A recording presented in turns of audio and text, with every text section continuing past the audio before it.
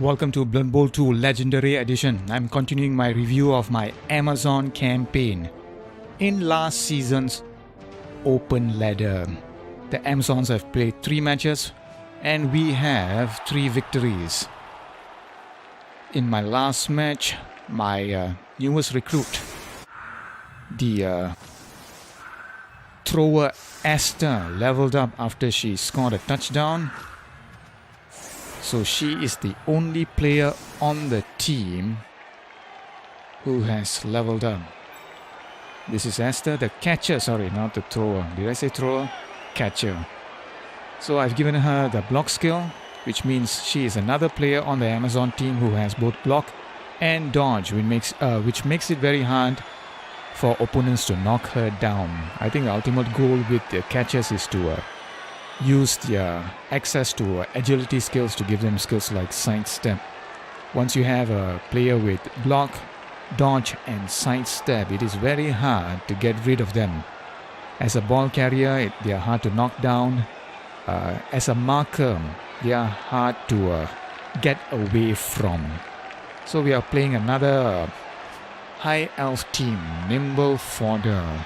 They have 2 players who have leveled up. This Blitzer has the dodge skill in addition to the standard block, and this lineman has block as well. Aside from that, they have only 11 players. They have 3 team rerolls, and so do we. So let's see what happens here. I set up pretty aggressively.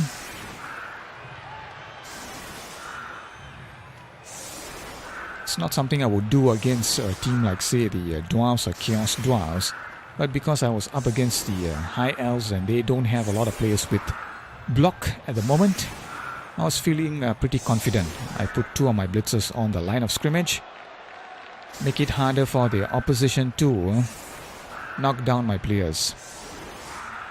It is very hard to knock the Amazon players in general unless you have the tackle skill. So the High Elves are being very aggressive here. They are hoping to beat us at the blocking game. This player gets a 2-die block. I think they are hoping to gain a decisive advantage here. So they do have 1 catcher, the movement 8, strength 3, agility 4, as well as the catch skill. The thrower has set himself deep. So typically what happens with High Elf teams is the thrower catches the ball, stays deep, waits for the rest of the team to gain a decisive advantage and place a couple of receivers deep in the opposition half, at which point the thrower will begin either a running play or most probably a passing play. Passes to one player who runs it down to the receiver who can then run the ball in for a touchdown.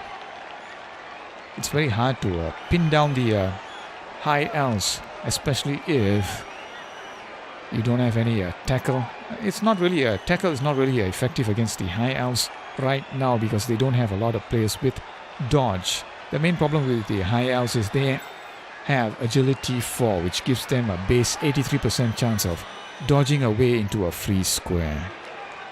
Nothing much you can do here except to spread your tackle zones and hope they eventually fail a dice roll. So let's see what happens. What is the kickoff event going to be?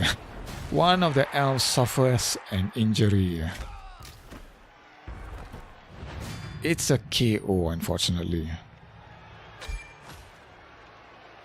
Nothing we did resulted in a numeric advantage. But elves are capable of easily outplaying their opponents even with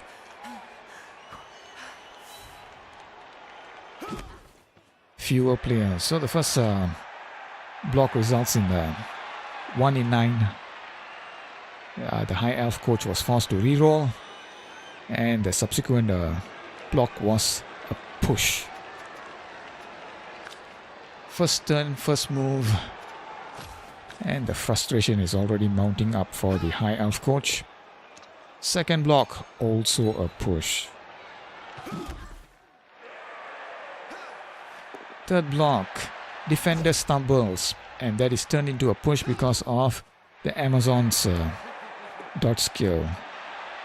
Another push.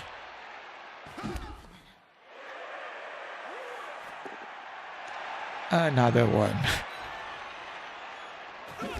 You can see how frustrating it is to play against the Amazons if you don't have a tackle.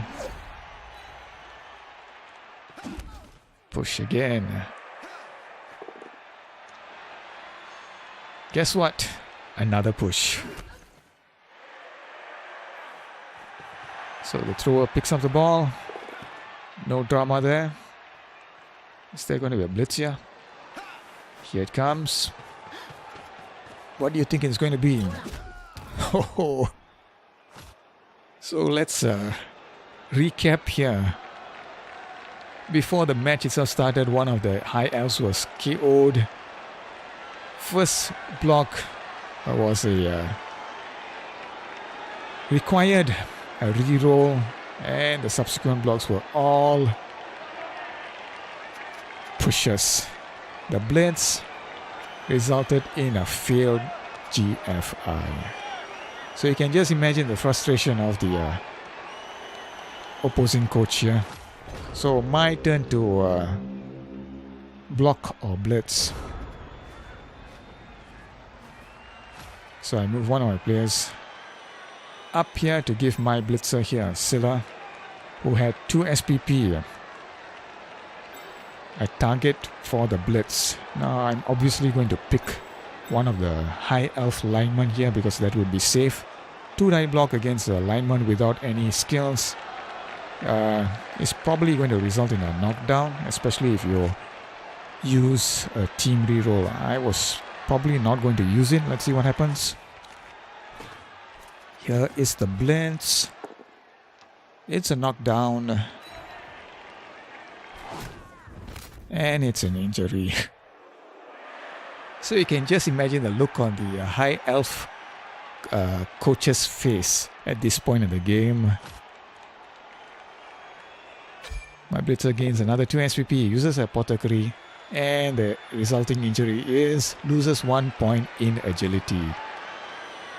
So he was not very happy, I think. So no prizes for guessing what happened next. A concession. So we've played 4 matches so far, and 3 of those matches resulted in concessions well before halftime.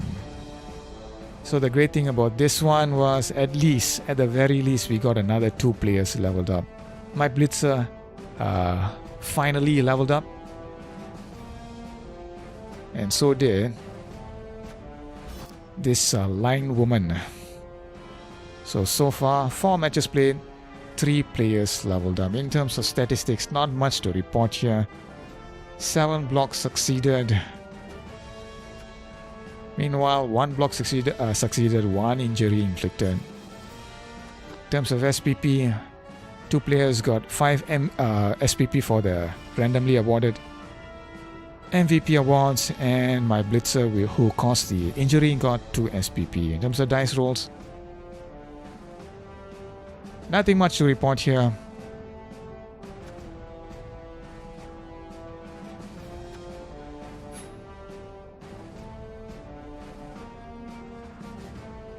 A push.